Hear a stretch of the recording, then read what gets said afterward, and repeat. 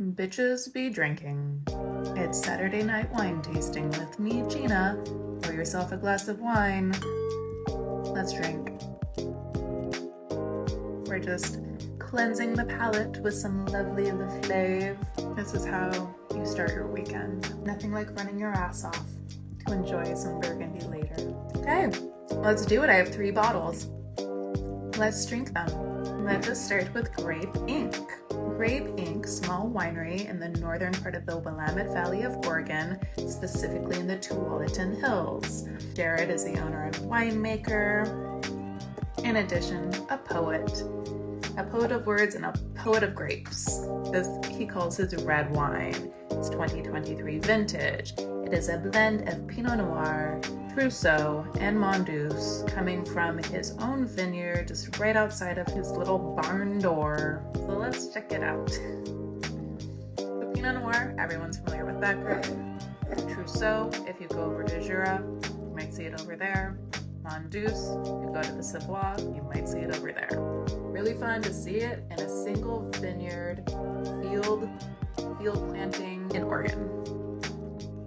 So it pours a really pretty kind of cranberry red, looks a little bit almost like pomegranate juice. It is clean, it is pristine, it is quite translucent. There might be even like a blood orange hue in there too. It is pretty fragrant. It's tart red berries, tart blueberries, and I get kind of like those gnarly crab apples. Gnarly as like physically gnarly, not gnarly like disgusting gnarly. And then there's a little savory element, like almost a little like salted black licorice. Just a tiny touch of heat, like a little chili flake thrown in there. And blood orange juice, and smell the blood orange juice. Let's taste it. Happy Saturday night to you and yours.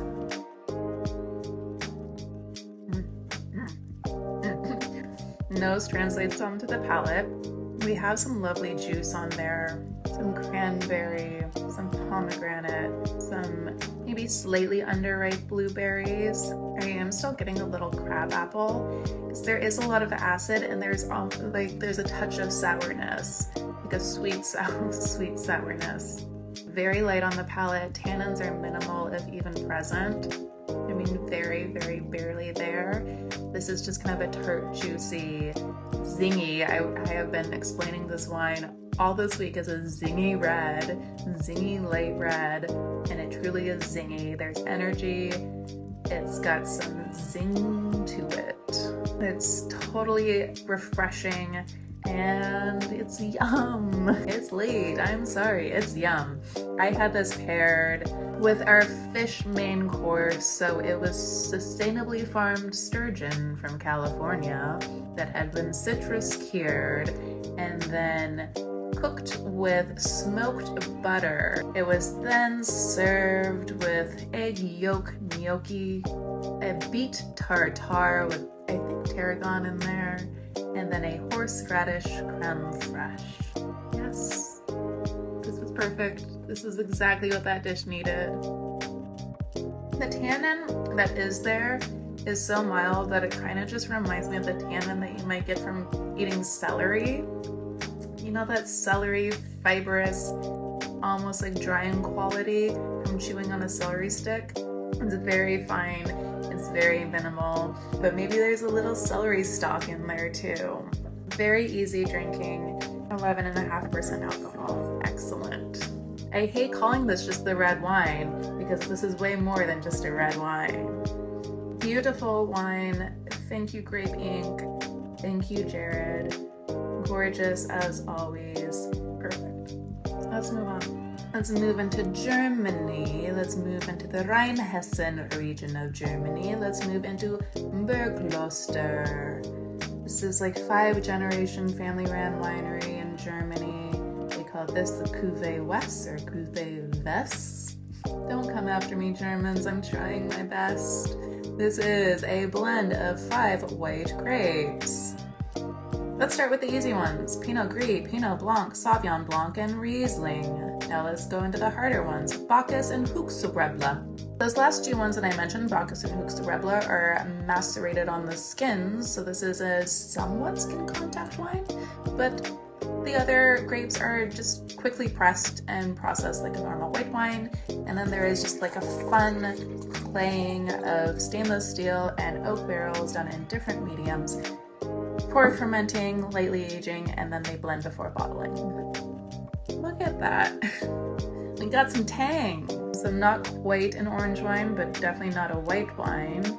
It is clearly a little cloudy. The sediment's super fine. There's no huge chunks in the bottom, but from top to bottom of the pour of this wine, you have this beautiful kind of milkiness to it. It always reminds me a little bit of like an oak bowl. It gives off that peach, almost tangerine hue. This is clearly what you would consider a natty or natural wine, but such a good food pairing wine. And honestly, it looks really pretty too. It's very aromatic, kind of smells a touch like sweet tarts. There's a little tart orange on there. Do we remember runts? Maybe little banana runts? Those were always my favorite. The pink ones were too. The banana and whatever the pink was. Is that strawberry? There's definitely some childhood nostalgia happening in here. But yes, let's say some of those cutie mandarins with the peels and the pith. Some banana runts. A little white peach, macerated white peach, and white flower. There's white flower. Even like a bit of lilac. We're getting crazy tonight. Hey, let's taste it. Happy Saturday night. Beam bom boom.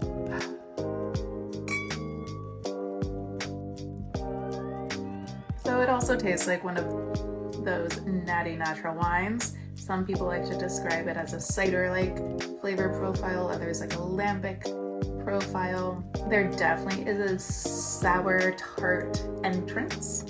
You are getting a little bit of the cutie mandarin juice plus a touch of that very thin rind. Some white cherry on there as well. A little peach. There's slight drying tannin. It is not aggressive at all. And it actually cleans and clears very quickly. It does not linger on the palate. It's giving me a little Japanese anime. I'm getting like Japanese anime smiling cutie peach.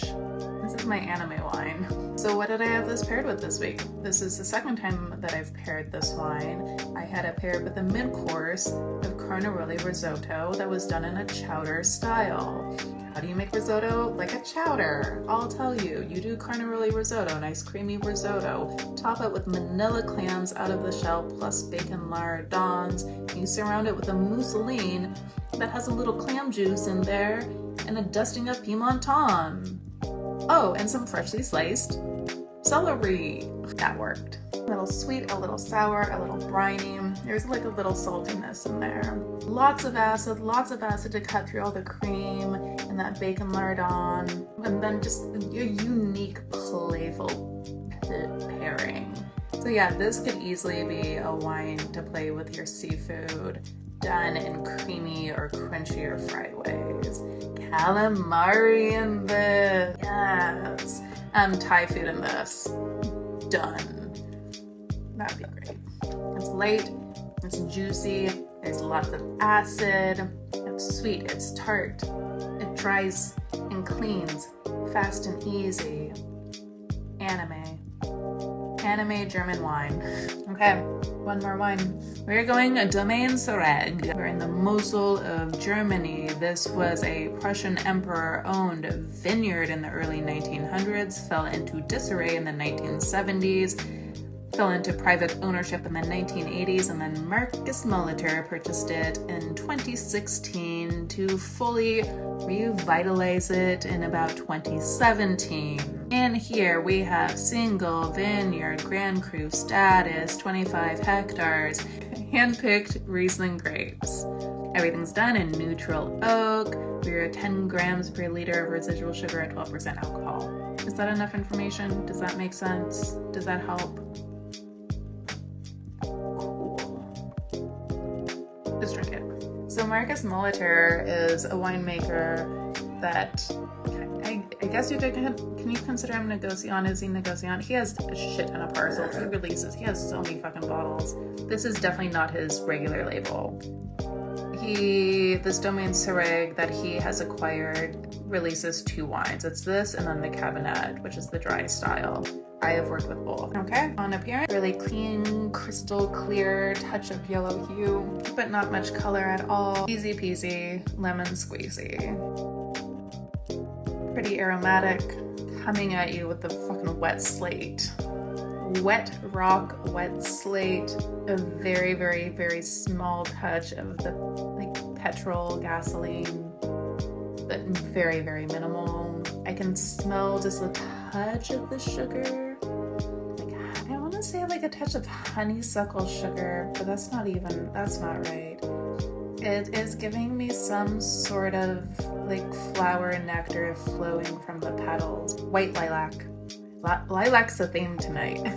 It's on my mind apparently. Lemon, very small lemon though, very small lemon. Even be a touch of green, like fresh grass, and a little pineapple. Okay, that's enough. Let's drink. Very good. I'm just gonna have some more. Okay, it's like a medium weight on the palate. Like this actually has a heft to it. Not by like sugar, there's just like a nice density to it. It really hits the palate with some weight. The nose translates onto the palate. There is a lot of petrichor, wet slate, wet rock. There is some stone fruit. There is a touch of pineapple.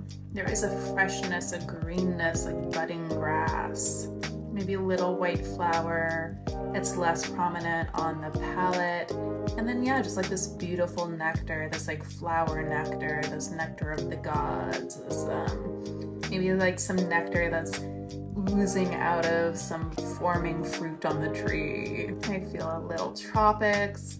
I feel a little like I'm in Hawaii, but also being very refreshed by some like glacial activity nearby. I think I'm just moving through dimensions right now, and I really apologize. I hope you can follow along. Surprisingly, without a lot of sugar, there is a little citrus, a little stone fruit, and a lot of minerality, wet slate, wet rock, petrichor. Really no tannins, clean and dry finish, with a little lingering flavor in the back palate. Just reminding you of what you enjoyed. I had this paired with our duck main course, pan-roasted duck breast served with white cornbread madeleines, white wine poached apricots, an apricot puree, winter chicories including Treviso, both fresh speared and charred, grilled, and then a spiced duck jus, think warming spices. Knocked this one out of the park. That was amazing. Riesling and duck, especially if you're serving it with apricots and cornbread madeleines and Treviso, a bitter chicory, a bitter green, you definitely go with fucking Riesling. Again, back to the gas. That makes more sense. The red wine should go with the meat and the white wine should go with the fish. Fuck off. This is the wine that should probably age longer, but I don't know what tomorrow's gonna bring, so I'm gonna drink it today. If you have the patience and the positivity, do you think that you can make it another 10 years? Go ahead and throw it in your cellar. I'm drinking it now. Okay, if that's it, we're gonna say goodnight. Good night, drink good shit, share it with your friends. Good night.